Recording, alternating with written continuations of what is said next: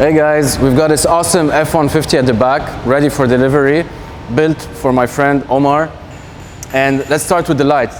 We've installed a 20-inch, actually it's a 30-inch rigid Radiance amber at the back behind the grille, and some DSS Pros lights on the windshield.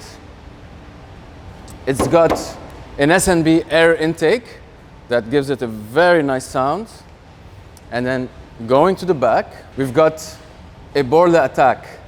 Just hear that beautiful sound.